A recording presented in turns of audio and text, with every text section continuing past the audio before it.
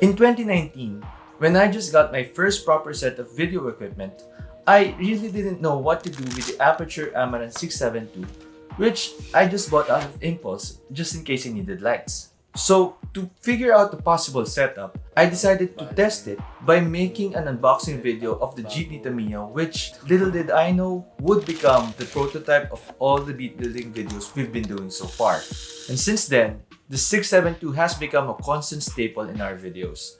From building Gunplas and unboxing iPhones, to baking pandesal and fixing myself some merienda, Aputure's panel was there to make our shots tasty. Which is why I was so happy and honestly relieved to find out that Aputure has released the successors of the 672, the Amaran P60x and the P60c.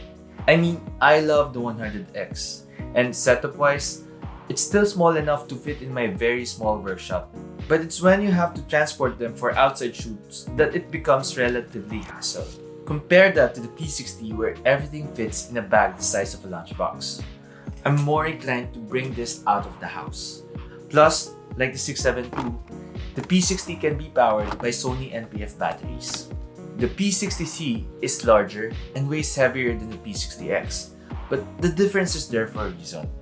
While the P60x ranges from just warm white and cool white, the P60c puts out light in every color. Now you'd think that the 60c, being RGB, is less bright than the 60x, but as it turns out, its white light is just as bright, if not even brighter than its smaller sibling.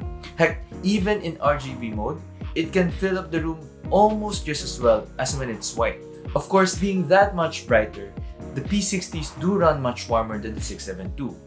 Good thing then that Aputure's finally added cooling fans into the panels. The 672 doesn't, and its LEDs at the center where it's hottest unfortunately deteriorated over time.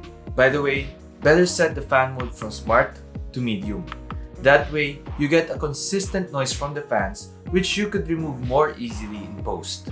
And then there are the softbox and light grid that come included in every package, making the P60 even more suited. Lastly, I want to talk about controlling the P60 remotely. Just to put it out there, I still think Aputure should bring back the remote, or at least make their recent products compatible with them again. But having said that, I now appreciate Sidus Link much more, now that we have 3 lights that are controlled through it. If I, for example, need to turn them off, I just press one button to do it. So in conclusion, if you're a solo creator like me, you can't go wrong with the Amaran P60s. They're worthy successors to the 672. Whether you choose the 60C or the 60X, it's up to you. Personally, I could already survive with the 60X. But if you need something brighter and more colorful, and you don't mind the extra weight and size and spending $100 more, consider getting the P60C, both of which are linked in the description below. Thanks so much for watching, guys, and to end this review, let's put the P60 to the test the same way we did the Amaran 672 back in 2019. Please enjoy.